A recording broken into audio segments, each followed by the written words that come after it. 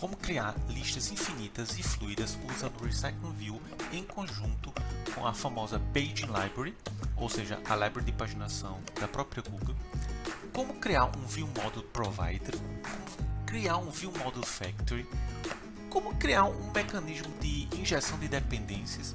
Isso tudo vai ser tema na aulinha de hoje, onde nós vamos ver como implementar a famosa Paging Library em junção com o Recycling View, que seria a nossa lista, né, com entradas infinitas, que é quando a gente vai fazer requisição para um serviço ou para um servidor que nos retorna uma lista de alguma coisa, ou seja, uma lista grande, onde nós teríamos que provavelmente fazer um cache interno. Essa library já resolve isso para a gente. Então ela se preocupa com isso, resolve isso tudo por debaixo dos panos e também se encarrega de redisparar os requests. E mais uma coisa, como é que eu aprendo ou como é que eu entendo como é que algo funciona, como foi o meu caso aqui com essa Paging Library que eu nunca tinha usado. Caso eu me depare com isso em um projeto, eu tenho certeza que isso pode te ajudar muito e vai te ajudar muito caso isso caia aqui na certificação também, certo? Então cola aqui comigo que nesse vídeo eu vou te dar um bocado de dica legal que pode te ajudar bastante na hora da certificação.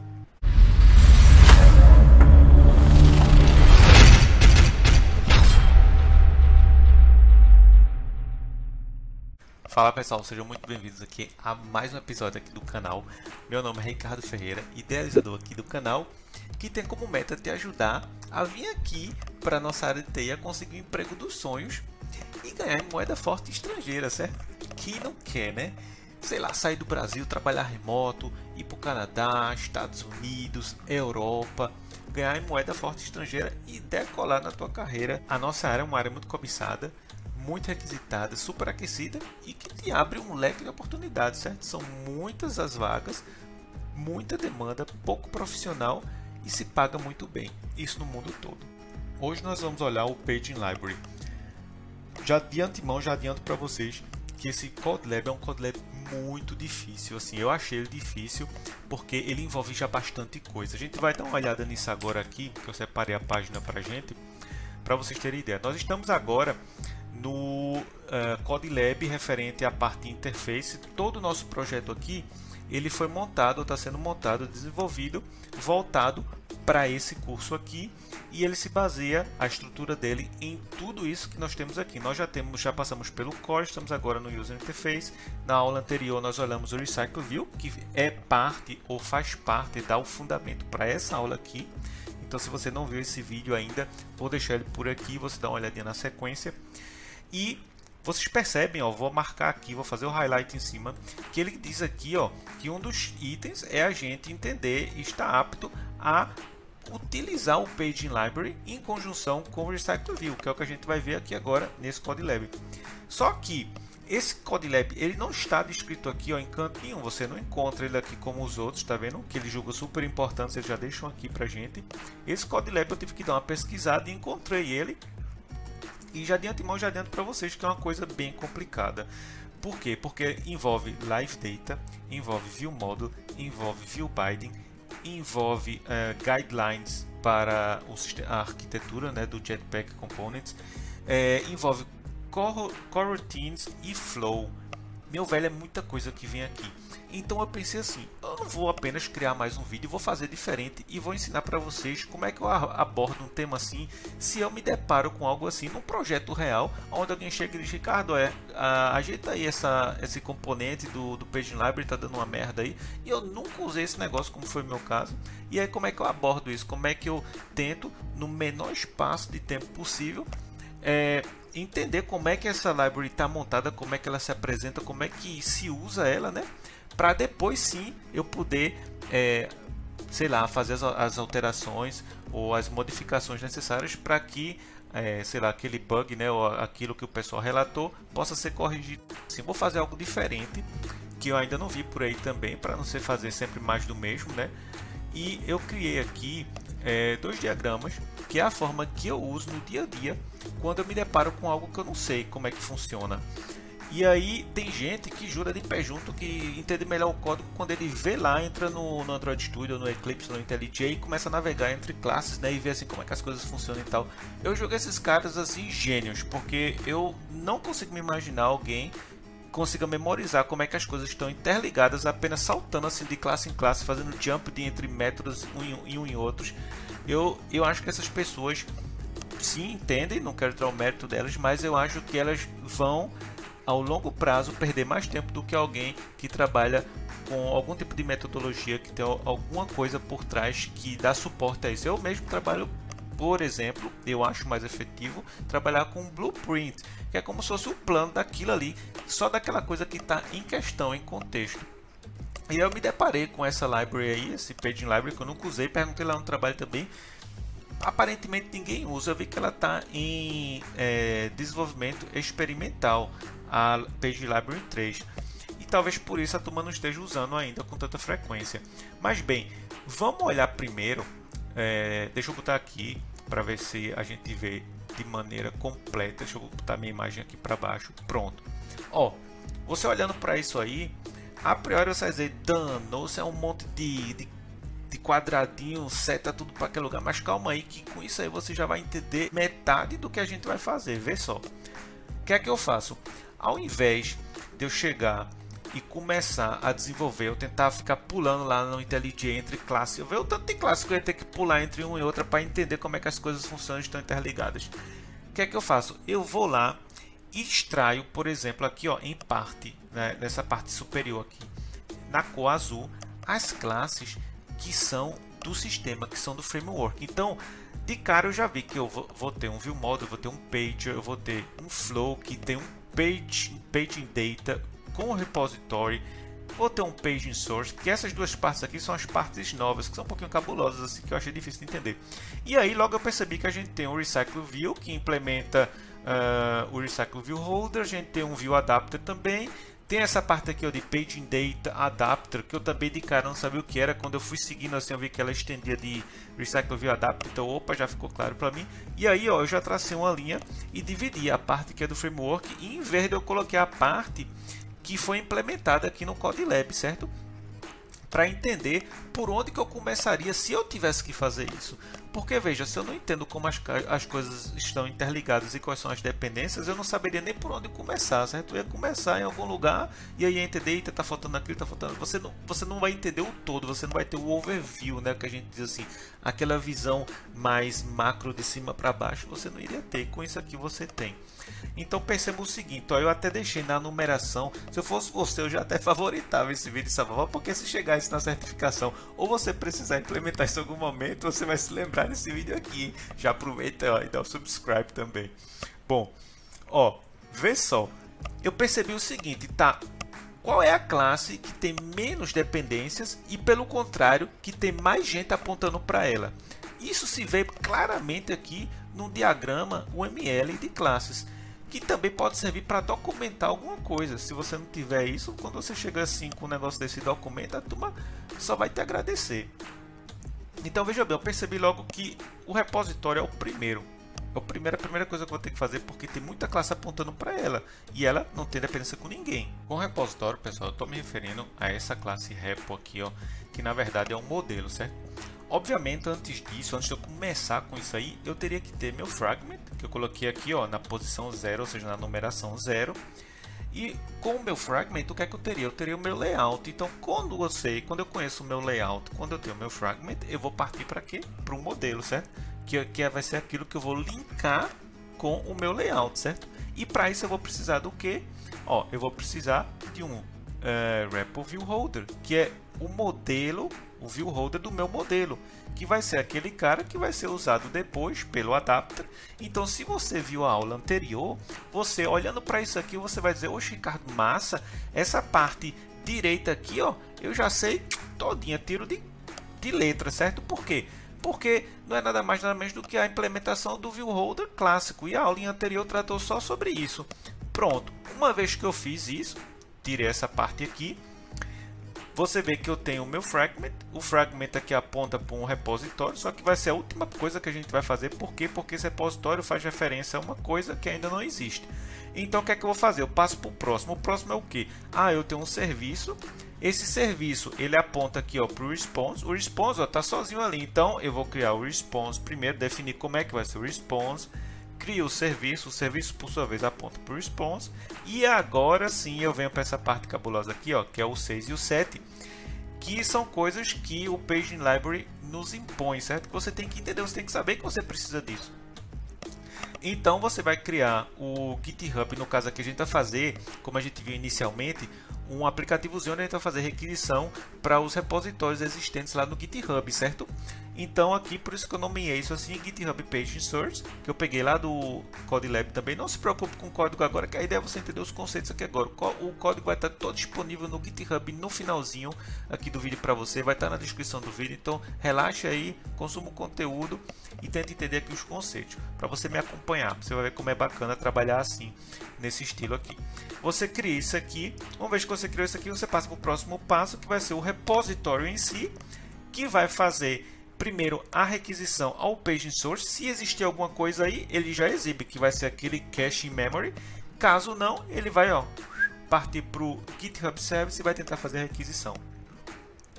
Uma vez que você tem tudo isso, aí sim você cria o seu View Model, que é o cara que vai realmente usar o repositório por sua vez usa ou o source ou o serviço e por aí vai.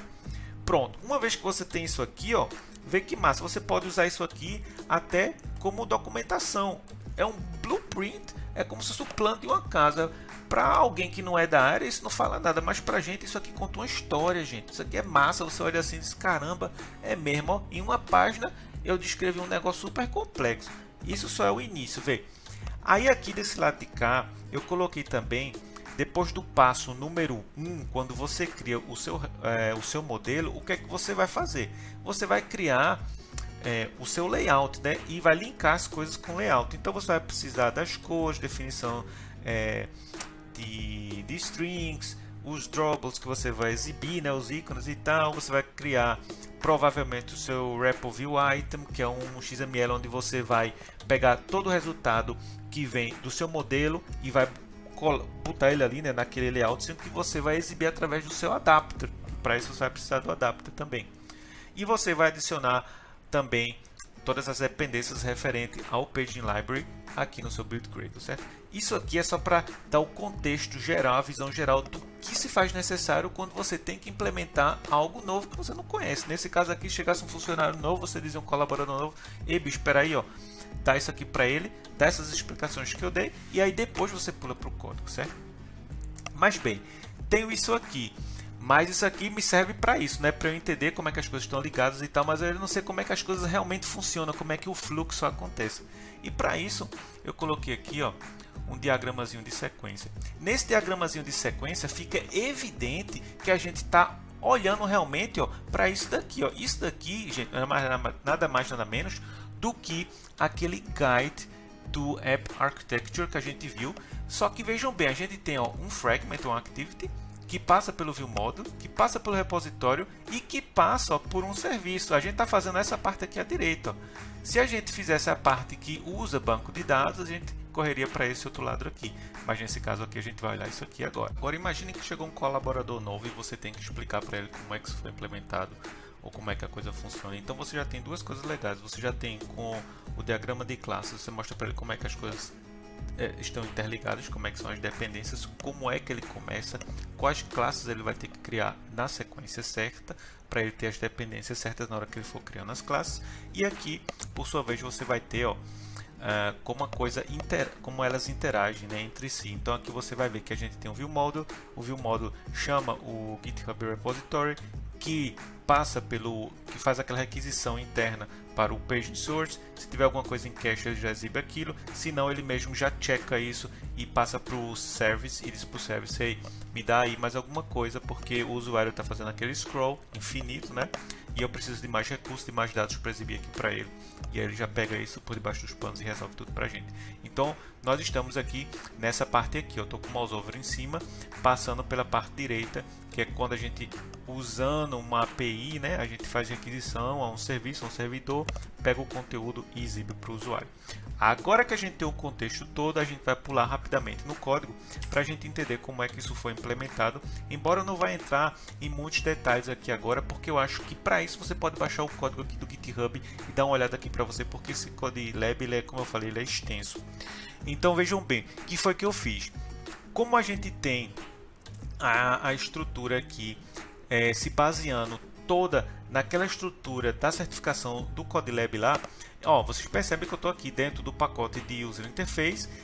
Dentro do pacote de User Interface eu tenho o Recycle View, que foi da aulinha anterior. Vou deixar o card por aqui para você ver na sequência, se ainda não viu. E dentro dele eu criei um pacotezinho chamado Page. Aqui, gente, para fins demonstrativos, para fins de aula mesmo, de vídeo aula para explicar para vocês, e para simplificar, eu coloquei tudo no mesmo pacote. Mas obviamente, quando você estiver no projeto, na vida real, você vai dividir isso aqui um pouquinho em repositório, UI, modelo e por aí vai, certo? Então abstraiam isso aí, que a ideia aqui é só explicar para vocês as coisas mais interessantes.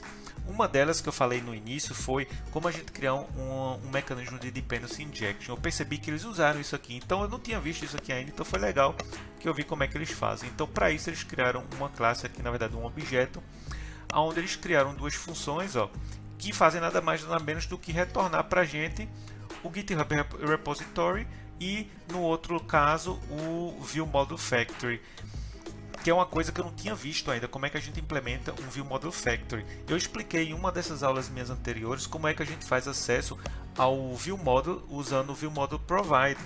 Eles aqui foram além, eles implementaram um View Model Factory. Isso aqui é interessante a gente ver também.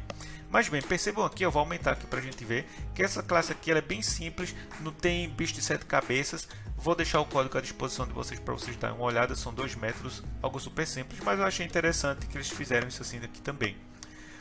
E se a gente olhar aqui dentro desse View Model Factory que eles criaram também, eu achei tudo muito assim over-engineered, ou seja, eu acho que para isso aqui pequenininho do jeito que está, a gente poderia ter feito também retornado o método direto no construtor, ou criado a instância direto no construtor e passado para ele também, que seria também uma injeção de dependência, mas eles quiseram fazer assim, eu acho que também para exemplificar como é que isso poderia ser feito, né? Então achei isso muito válido e por isso eu estou pontuando isso aqui para a gente entender também como é que isso funciona. O View Model Factory, o que é que ele faz? Ele tem que estender do Factory que está dentro do View Model Provider.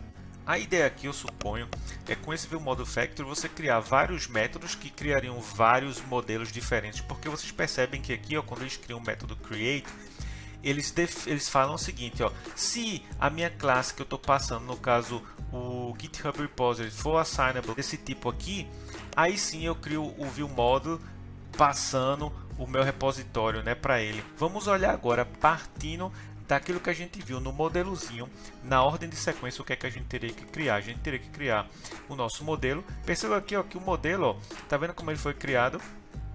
Ele foi criado da maneira que a API retorna para a gente. Então esse modelinho aqui, ele é o nosso data class que contém tudo aquilo que a gente vai exibir em algum lugar.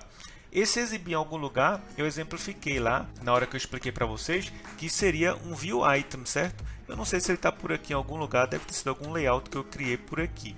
Deixa eu ver se eu encontro ele rapidamente para a gente. Olha ele aqui, ó. É o Repo View Item. Esse Repo View Item, deixa eu ver se ele aparece aqui. Ele está renderizando ainda. Pronto. O que é que ele vai ter? Ele vai ter o título, a descrição dele, vai ter a linguagem de desenvolvimento e vai ter uma estrelinha aqui e vai ter o símbolozinho de clone do Git, né? E aí vai ter a quantidade de stars, de estrelinha que a pessoa tem, quantas pessoas clonaram, né? Acho que não dá nem para ver muito bem aqui, porque isso aqui é branco no preto, não fica muito visível. Mas vocês pegam a ideia daí, que é o carinha que vai ser inflado no nosso adapter. Se a gente voltar agora para o nosso Repo Adapter, eu vi que eles fizeram uma coisa bacana aqui também, que eu ainda não tinha visto implementado assim por eles aqui nesses Codilabs, que foi o seguinte: eles implementaram, ó, aqui dentro o diffutil, que é o item callback, usando o nosso modelo, que é para comparar os itens. Isso ele precisa para poder identificar se ele tem o mesmo item, né, o mesmo modelo em mãos ou não, para ele não estar pegando ou renderizando a mesma coisa desnecessariamente. Então ele implementou isso aqui, ó, em forma do Companion Object. Se você nunca viu isso aí, fica aí a dica de como implementar. Deixa o teu like e dá o subscribe para não perder. Tu vai te lembrar de mim quando tu precisar. E bem, o Page Data Adapter, que estende já, ó, se a gente pular aqui, ó, dentro dele, a gente vai ver que ele estende do adapter aqui, ó, do Recycle View Adapter. Então, quando eu vi isso aqui, já ficou claro para mim que isso aqui é a mesma coisa da implementação do cara, só que ele tem naturalmente algumas coisas a mais. E aí ele passou o Comparator, que foi o que ele criou aqui, porque esse cara aqui, ó, ele requer o Comparator, então ele passou esse cara aqui na hora da criação. Aí a gente tem o OnCreateViewHolder, que a gente pega e diz Create, e no Bind a gente pega aqui o nosso item e faz o Bind aqui no nosso ViewHolder. Até aqui super simples, não vejo bicho de 7 cabeças. Se a gente voltar agora para nossa telinha aqui, onde a gente vê o que é que a gente tem que fazer na sequência, para isso eu vou voltar para o diagrama de classes, e a gente vê que o número 2 seria o ViewHolder, e o 4 e o 5 seria o Response e o Service. Então vamos voltar para lá. Agora a gente vai dar um pulo no ViewHolder. O ViewHolder é aquele carinha que realmente, quando a gente chama aqui Bind, ele vai fazer o Bind das coisas. Então vamos dar uma olhadinha no ViewHolder porque ele é interessante. O ViewHolder, o que é que ele tem? Ó, ele vai ter o name, o description, que eu acabei de comentar para vocês, que vai ser aquilo que eu vou exibir dentro daquele item ViewHolder, né? Do repo ViewHolder no caso, que eu disse que tinha as estrelinhas, a linguagem e os forks, ó, e o nome. Eu preciso naturalmente de um modelo local aqui.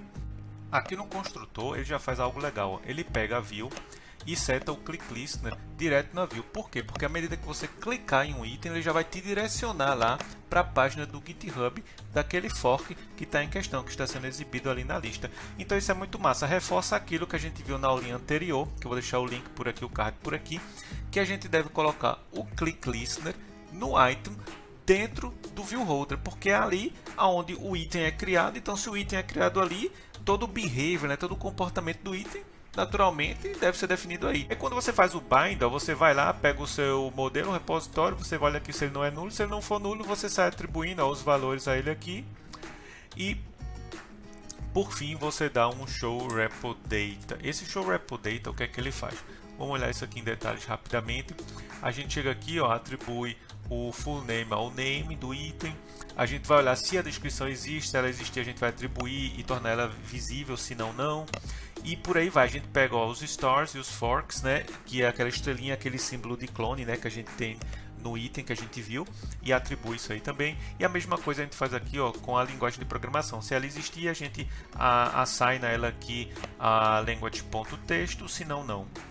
E aqui ele criou também, isso aqui é massa também, é outra maneira da gente criar um método de factory, um método para criar coisas complexas. Nesse caso aqui, ele criou um método, ó, que ele denominou aqui create, que serve apenas para criar o repo ViewHolder de maneira fácil. Por quê? Porque ele envolve, ó, um inflate, ele vai ter que fazer um inflate do parent, pega o view item, faz um bocado de coisa. Aí depois que ele cria essa view, ele passa para o ViewHolder e retorna o ViewHolder como instância para você usar, certo? Que no caso a gente vai ver depois como é que isso é feito. Mas enfim, isso aqui se chama Factory Method, é um conceito também de criação de objetos, onde você disponibiliza um método para criar coisas complexas. Achei bacana isso também, que isso foi abordado aqui. Mas bem, vamos correr aqui para a gente não perder tempo. A gente viu que logo em seguida vem o response. Por quê? Porque o serviço requer o response, né? Ele vai fazer uma requisição e aquilo que é retornado é aquilo que vai ser exibido, né? Que vai ser repassado, então ele vai precisar disso. O response também é super simples, ele tem um total counter aqui, eu acho que é só um contador. Aí tem a quantidade de itens, né? Que é uma lista de modelos, no caso nosso de repos, né? E o next page. E aí a gente já está na parte do GitHub Service. Deixa eu abrir aqui o GitHub Service para dar uma olhadinha. Isso aqui, pessoal, tudo eu extraí lá do CodeLab, então não se preocupe com o código. De novo, o código vai estar disponível no finalzinho aqui no link da descrição. Mas o que eu achei bacana aqui também é que uma vez que a gente entende esse conceito de factory method, a gente vê ó, que ele se repete aqui. Ó. Ele criou também um método aqui ó, de factory, até botei o nome aqui ó, em português para a gente entender melhor. Factory method para criar serviços, onde ele vai criar um serviço. E aí, ó, como isso envolve um bocado de coisa, aqui sim eu vejo um sentido nisso, porque é uma coisa complicada, né? Você vai pegar o HTTP, login, interceptor, blá blá blá, fazer um bocado de coisa, parará, parará, parará. Aí, bicho, tu fazer isso toda hora na mão, saco, né? Então ele, ó, facilitou aqui pra gente, criou um factory method create, que é onde ele vai criar um GitHub Service toda vez que ele precisar. E aí, ele tem a chamada para API, isso aqui deve estar definido em algum lugar lá na API do GitHub. Eu nem me preocupei muito nisso aí, porque parece ser algo super simples. Então é um request, um get, onde eu passo alguns query parameters, ou seja, uns parâmetros de requisição, e se isso bater, ele me retorna alguma coisa, senão não. E pareceu algo super simples. E o retorno aqui ó, é o nosso response, por isso que a gente teve que criar o response na sequência. Uma vez feito isso, aí a gente pode ir para o repositório, porque o repositório, ó, o que é que ele faz? Agora entra a parte cabulosa, que foi aqui que eu penei um pouquinho, porque eu não estava entendendo assim para que flow, para que paging data e repo, um bocado de coisa assim, né? Mas no final das contas não é nada mais nada menos do que um tipo que ele retorna para a gente, que contém o nosso resultado, que está no wrapper aqui, ó, que está dentro do pager. Esse pager aqui a gente vê também lá no diagrama de classe que eu criei para mostrar para vocês. Olha ele aqui, ó, que é o que o Git Repository faz acesso a ele. Ó. Tá vendo como é bacana isso aqui? Você pode sempre voltar para isso aqui ó, e dar uma olhadinha e entender. Imagina se eu tivesse que memorizar isso aqui tudo apenas navegando lá no Android Studio. Meu velho, eu admiro esses caras que fazem isso, velho, porque eu não sei como eles conseguem não. Mas enfim. Aí, ó, tô com o meu pager aqui em mãos. O pager, uma vez que eu criei ele, passo alguns atributos para ele, incluindo o meu paging source, né, que eu criei também, que a gente vai olhar já já, que requer o meu serviço. E daí eu extraio o flow, que é isso aqui, ó, que é o flow paging data do tipo repositório. Então isso aqui é o que essa API exige para a gente, para que ele possa fazer toda a atualização por debaixo dos panos, ser notificado, né? O Flow fica escutando, aí quando você vai fazendo aquela rolagem para cima e para baixo, quando ele detecta que está faltando dados, ele vai lá, dispara outras requisições, lá e por aí vai. Então para isso ele precisa de todo esse mecanismo aí, né? Bem, vamos ver agora o que é que a gente não abordou ainda, o que é que a gente falta olhar. Ó, o nosso view model. A gente vai ter o nosso fragment que faz acesso ao view model, certo? Se a gente olhar aqui no diagrama de sequência, fica melhor para a gente entender como é que vai ser as chamadas. Ó, o nosso recycler view fragment vai fazer a requisição para o repo adapter, que vai fazer a criação do adapter, que por sua vez precisa do view holder, precisa do modelo, e logo na sequência a gente cria o nosso view model, que o view model sim vai ter acesso ao repositório, e aí toda a sequência de chamadas continua, certo? Então vamos dar uma olhadinha lá nisso agora. A gente vai ver o paging data. O paging data também é algo que você precisa implementar, você precisa saber que você precisa disso, né? Por isso que eu desenhei tudo aquilo no início para facilitar para a gente aqui o entendimento, para só ficar fazendo referência. E aí você vai estender desse cara, passando o seu modelo e passando o seu serviço que você acabou de criar. A gente tem um método que é imposto, que é o load, onde a gente vai retornar o resultado partindo da chamada do nosso serviço. A gente faz a chamada do serviço e se a gente tem items, né, se o resultado foi ok, a gente retorna isso. Caso contrário, a gente retorna algum erro aqui, ó, tá vendo? Não é nada complexo. E tem outro método que é imposto aqui também, que a gente tem que implementar. Mas bem, feito isso, a gente passou pelo repositório, a gente chega no view model. O view model, vamos dar uma olhadinha nele. Ó, ele estende de view model, né? Você já deve estar familiarizado com isso aí também. E é agora onde a gente passa, ó, o nosso GitHub repository, que a gente passa por parâmetro de construtor, né, para ele aqui. E a gente tem, ó, olha aqui, ó, a referenciazinha àquele cara que a gente acabou de ver, que vai ser o retorno que a gente recebe, né? Então, ó, quando a gente tem um retorno em mãos, o que é que ele faz aqui? Eu até comentei para ficar mais fácil para a gente. Quando a gente diz assim, ó, view model search repo, o que é que ele faz? Ele vai olhar se ele já não tem uma instância desse flow aqui em mãos. Ele vai olhar se esse cara não é nulo e se tem resultado. Se tiver, ele já retorna esse de cara. Do contrário, ele pega o query string aqui, ó, atribuir esse cara para ele ter esse cara em cache da próxima vez, e aí usando o nosso repositório ele vai e faz uma requisição para ver se ele vai receber mais dados ou não, né? Uma vez que ele recebe os dados, ele salva isso aqui em memória para que na próxima vez ele possa dar uma olhadinha nisso e ver se ele não é nulo aqui, se ele já existe. Se for o mesmo que query string, ele não vai requisitar de novo, né? Obviamente, já retorna o resultado. Se não, ele pega e retorna o resultado novo aqui para a gente. Ó. Ele salva isso aqui em cache, né? Na memória para a próxima vez. E agora a gente chega ao nosso fragment, né? Que é esse carinha aqui, que vai fazer toda a ligação lógica de tudo que a gente viu até então, que a gente conversou. Ele vai criar aqui, ó, o nosso view module, né? E com o view module aqui, ele vai fazer a requisição ao repositório, vai setar isso no adapter. A parte interessante, na verdade, é essa parte aqui, ó, do view created, que é onde ele cria realmente o modelo usando a injeção de dependência, ó, tá vendo? Para isso ele usou isso aqui. Ele também criou uma coisa bacana que eu ainda não tinha visto aqui em canto nenhum, que ele criou um decorador para o Recycle View, ou seja, um divisor. Ao invés de ele criar isso lá no XML, que ele poderia ter feito também, ele criou isso aqui, ó, de forma dinâmica e está decorando isso para que a cada item um divisor apareça. Que ele instancia aqui o adapter. O que é que ele faz no adapter aqui? Ele apenas pega a lista que foi definida no nosso XML, né, que é o nosso Recycle View, e dentro do Recycle View ele tem o adapter, acessa o adapter, ele atribui o nosso adapter aqui. Super simples, não tem bicho de 7 cabeças.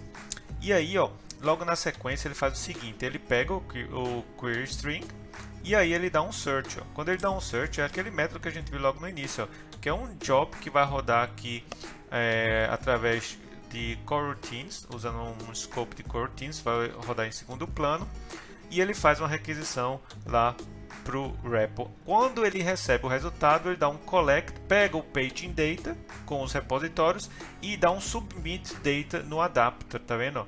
Quando ele faz isso aqui, o adapter lá vai se atualizar, fazer tudo o que ele tem que fazer e aí atualizar os resultados. Feito isso, ele dá um init search. O init search, o que é que ele faz? Ele pega o texto que você digitou e atribui lá no campinho, né, que é o campinho de busca, e ele no botão de busca, quando você diz realmente, você inseriu, né, o texto que você quer buscar e você diz assim, ó, search, você aperta lá o botão, ele colocou aqui, ó, uma açãozinha em cima que ele vai fazer o update repo list from input, que é onde ele vai agora lá dentro, ó, do carinha e vai observar, ele faz o search aqui, ó, e vai ver se ele já tem os mesmos valores em cache, ele só exibe aquilo. Se ele não tem, ele faz outra requisição e atualiza quando ele termina com esse job aqui, ó, que ele dá o submit, tá vendo? É isso que acontece aqui.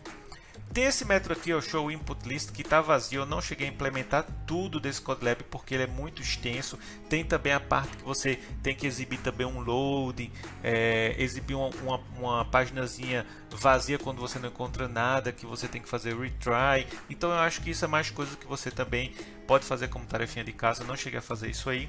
A parte de banco de dados eu não implementei também, eu só fiz a parte de request, que eu achei interessante. E a parte de banco de dados a gente vai ver mais para frente quando a gente vai tratando de room e view model, né? A gente vai ver isso também.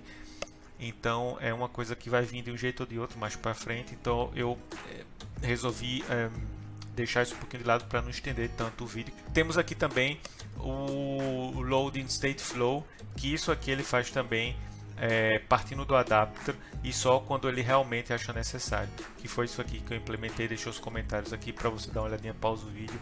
E depois, quando você estiver fazendo isso realmente como eu fiz, o que é que eu fiz? Eu não fui apenas lá no GitHub e baixei tudo. Não, eu peguei, tentei entender primeiro o contexto, né, como eu fiz, criei os diagramas, depois peguei classe uma a uma, trouxe para cá e fui tentando entender, modifiquei para fragment, porque lá eles usam activity. Então com isso daí eu realmente me forcei a aprender, e é o que eu sugiro você fazer também, para quando você se deparar com isso na certificação ou na prática, você já não sentir tanta dificuldade.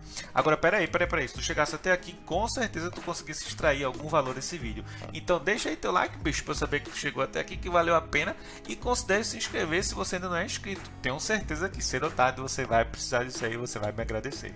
Agora, se tu quer fazer networking, vim aqui para a Europa, para sair do Brasil e trabalhar no Canadá, Estados Unidos, Europa, sei lá onde for, ganhar em moeda forte estrangeira, tem um grupo do Telegram pinado aqui no canal, vai estar na tua cara, não vai ter como você não ver. Clica em cima que tu já é adicionado aqui ao grupo, e aí lá a ideia é a gente se conhecer, trocar experiência. Você tem dúvidas sobre alguma coisa, está pretendendo se mudar, você pode postar lá suas perguntas. Você tem alguma dúvida, algo de desenvolvimento, pode postar lá também. Enfim, é para fazer network mesmo, gente da área com o mesmo interesse, porque a gente sabe que network na nossa área é algo super importante. Então fica aí a dica também. Se você é do seu interesse, você pensa em se mudar, eu tenho pessoas aqui, amigos que estão aqui no exterior também e que de repente pode nos ajudar, me ajudar e ajudar você também, certo? Vagas, recomendações, o que for. Vou ficando por aqui, te espero ver no próximo vídeo. Fui!